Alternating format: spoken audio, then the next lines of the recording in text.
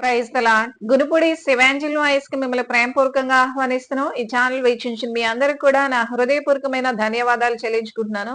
మరి Bible study programme లో భాగంగా మరి దేవుని యొక్క సత్యమైన శ్రేష్టమైన దేవుని వచనాలు నేర్చుకుందాం. ప్రార్థన చేసుకుని ప్రార్థన. పరిశుద్ధుడైన యేసయ్య గొప్ప దేవుడానికే వందనాలు. శ్రేష్టమైన జ్ఞానంతో మీరు మాతో మాట్లాడమని యేసు పరిశుద్ధ నామమున ఈ ప్రార్థన సమర్పించుకుంటున్నాం తండ్రి. ఆమేన్.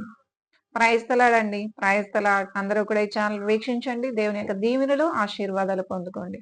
మరి బైబిల్ స్టడీ ప్రోగ్రామ్ లో భాగంగా మనం 5 అధ్యాయాలు ధ్యానం చేశాం కదా. 6వ అధ్యాయంలో దేవుని కుమారులు, నరుల కుమార్తెల వివాహం గురించి తెలుసుకున్నాం. అంటే ఈ లోకానుసారంగా మరి చూసిన అంటే ఆస్తైశ్వర్యాలు, అందచందాలు లేకపోతే వేటిని చూసి చేసుకున్నా సరే దేవుడు మరి సంతోషించాడు, సంతాపపడతారు.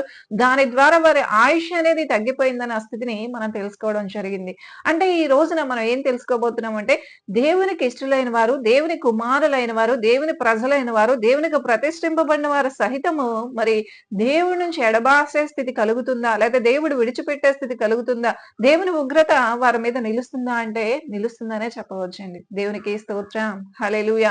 ఎందుకంటే మరి కొన్ని వచనాలు చదువుకుందాం. 6వ అధ్యాయము ఆదికాండం. అప్పుడు యెహోవా నా ఆత్మ నరులతో ఎల్లప్పుడూ వాదించదు. వారు తమ అక్రమ విషయంలో నరమాత్రులై ఉన్నారు. అయినను వారి దినములు 120 ఏండ్లగునెను. ఆ దినములలో నెఫీలులను వారు భూమి మీద ఉండిరి, తర్వాతను ఉండిరి. దేవుని కుమారులు నరుల కుమార్తెలతో పోయినప్పుడు వారికి పిల్లలను కనిరి. పూర్వకాలమందు పేరు పొందిన శూరులు వీరే. నరుల చెడుతనము భూమి మీద గొప్పదనియు, వారి హృదయం యొక్క తలంపులోని ఊహ అంతియు ఎల్లప్పుడూ కేవలం చెడ్డదనియు యెహోవా చూచి తాను భూమి మీద నరులను చేసినందుకు యెహోవా సంతాపమునంది తమ హృదయంలో నొచ్చుకెనును. దేవునికి స్తోత్రం. హల్లెలూయా.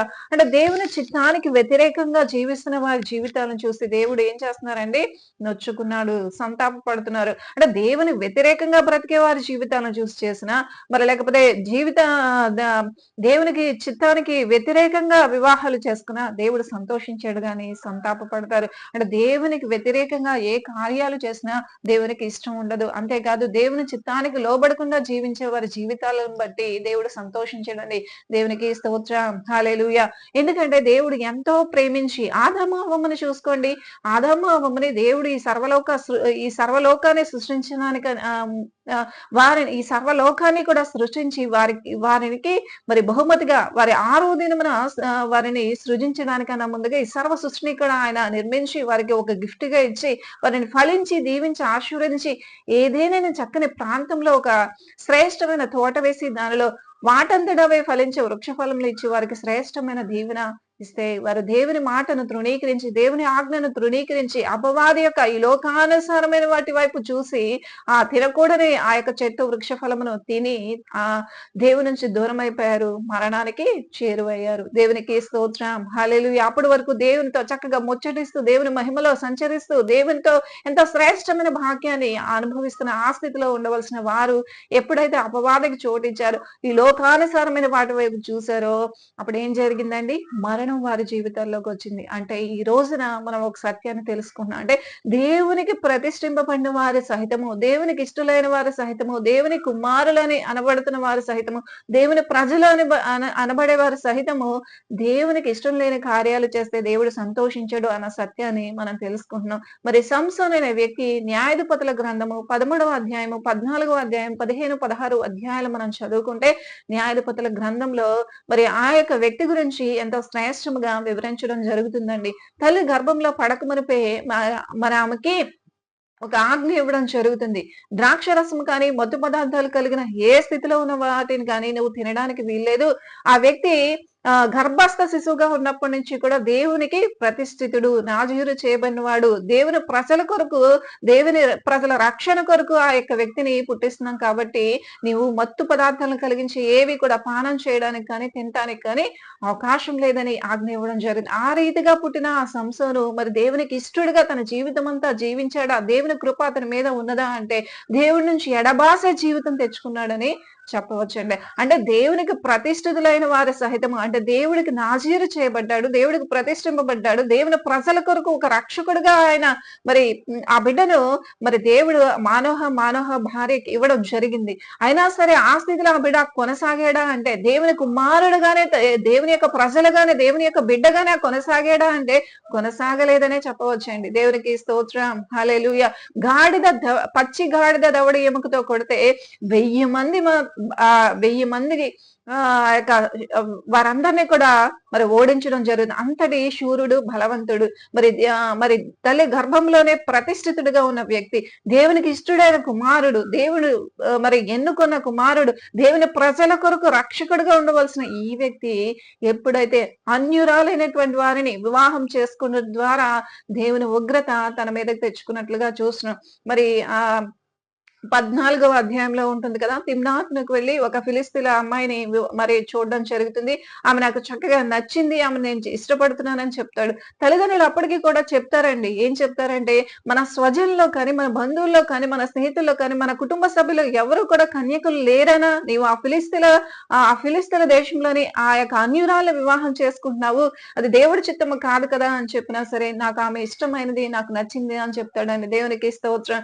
అప్పుడు తన తల్లిదండ్రుల మాట వినిపించుకోకుండా ఆ వెళ్తున్న మార్గంలో ఒక సింహం వస్తే ఆ సింహాన్ని చంపి ఆ ఆ వెళ్ళి ఆ యొక్క కుమార్తెను చూడడం, అక్కడ వివాహం జరిగించుకోవడం, తర్వాత రావడం. ఈ సిచ్యుయేషన్ లో ఈ స్టోరీ అంతా చాలా సంసోను అనే న్యాయాధిపతుల గ్రంథం వచ్చినప్పుడు చక్కగా వివరించడం జరుగుతుంది. మరి ఆ యొక్క కుమార్తె కోసం, అంటే ఫిలిస్తీన్లలో ఉన్న ఆ అన్యురాల కోసం ఆ యొక్క సంసోను వెళ్ళడం జరుగుతుంది, వివాహం చేసుకోవడం జరుగుతుంది.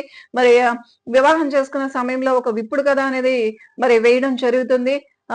తను చంపిన, అంటే ఈ ఫిలిస్తీన్లందరూ కూడా అసలు ఆ సంసోను గురించి ఎందుకు వెతుకుతున్నారు, లేకపోతే సంసోను గురించి ఎందుకు తెలుసుకుంటున్నారంటే, ఇశ్రాయేలు ప్రజలకు రక్షకుడిగా దేవుడు నాజీరు చేయబడి మరి ఎన్నుకోబడిన వ్యక్తి, దేవుని కుమారుడుగా, దేవుని బిడ్డగా, ప్రతిష్ఠితుడిగా ఉండవలసిన ఈ వ్యక్తి, దేవుని ప్రజలకు రక్షకుడిగా ఉండవలసిన ఈ వ్యక్తిలో ఒక బలం ఉన్నది, ఒక శక్తి ఉన్నది, దేవుని యొక్క పరిశుద్ధాత్మ ఉన్నది.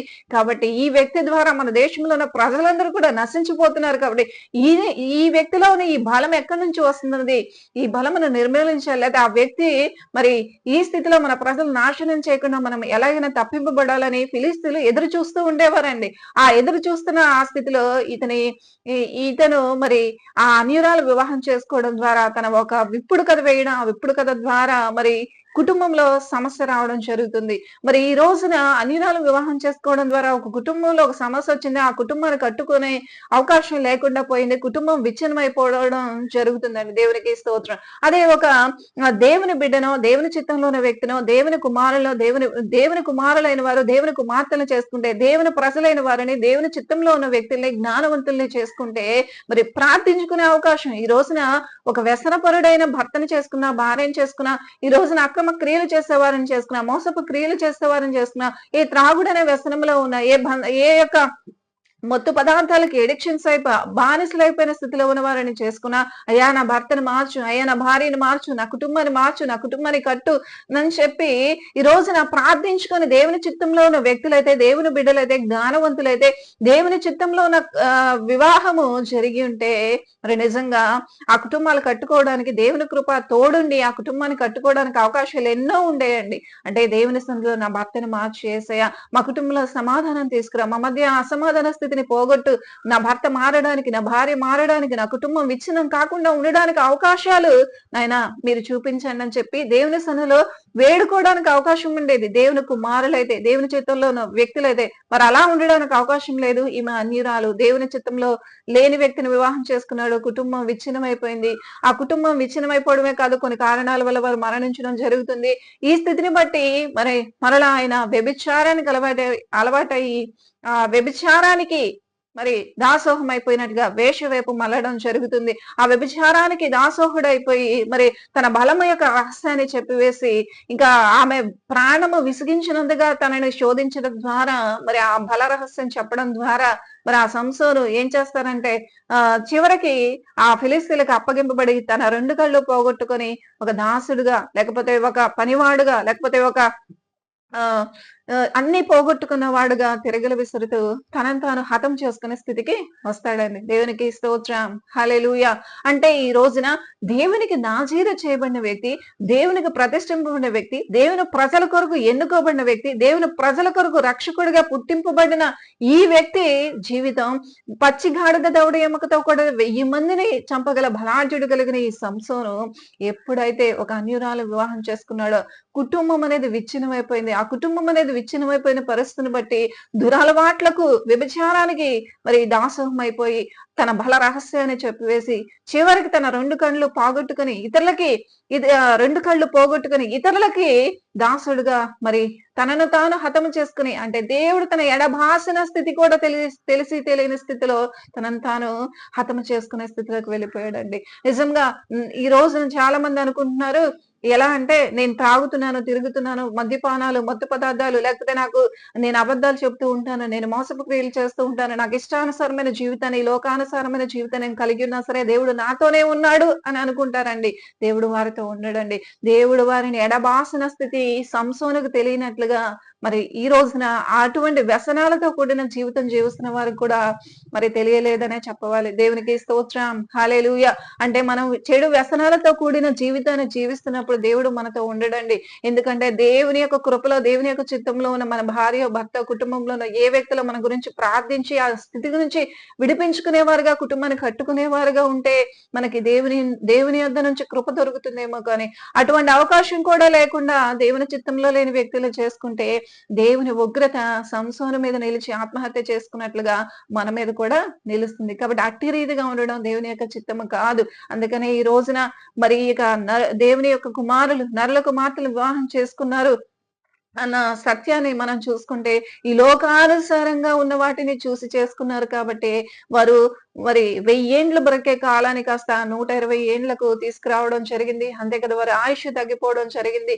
వారి మీద దేవుని ఉగ్రత నిలవడం జరిగింది. అంతేకాదు మరి దేవుడు సంతాపపడడం అనే స్థితిని కూడా తెలుసుకున్నాం. అంటే దేవుని చిత్తానికి వ్యతిరేకంగా వివాహాలు చేసుకుంటే ఆ వివాహాలను దేవుడు ఆశీర్వదించడు అన్న సత్యాన్ని ఈ రోజున మనం తెలుసుకోవాలి. అంటే వారు దేవుని బిడ్డలైనా, దేవునికి ప్రతిష్ఠింపబడిన వారైనా, దేవునికి నాజీరు చేయబడిన వారైనా, దేవుని కుమారులని పిలువబడుతున్న వారైనా సరే దేవుడు విడిచిపెట్టేస్తాడు. కాబట్టి అట్టి స్థితిలో వివాహాలు చేసుకోవడం దేవుని చిత్తము కాదు. ఎందుకంటే దేవుడు ఎంతో ప్రేమిస్తాడండి. ఎంతో ప్రేమించే కదా ఆదాము హవ్వని శ్రేష్టమైన ఏదైనా ప్రాంతంలో వేసి, చక్కని ఏదైనా ప్రాంతంలో వాటంతటా అవే ఫలించే వృక్ష ఫలంలో వారు అసలు సేద్యం చేయకుండా, పొలం దున్నకుండా, పంట పండించకుండా వచ్చే శ్రేష్టమైన వృక్ష ఫలం వారికి ఇస్తే మరి ఆ స్థితిని వారు దేవుని మాటను ధిక్కరించి అపవాది ఈ లోకానుసారంగా చూపించే లోకానుసారమైన వాటి వైపు చూసి తినకూడని, అంటే చేయకూడని కార్యాలు చేస్తూ మరి ఈ రోజున మనము కూడా అట్టి స్థితిలో ఉన్నామేమో.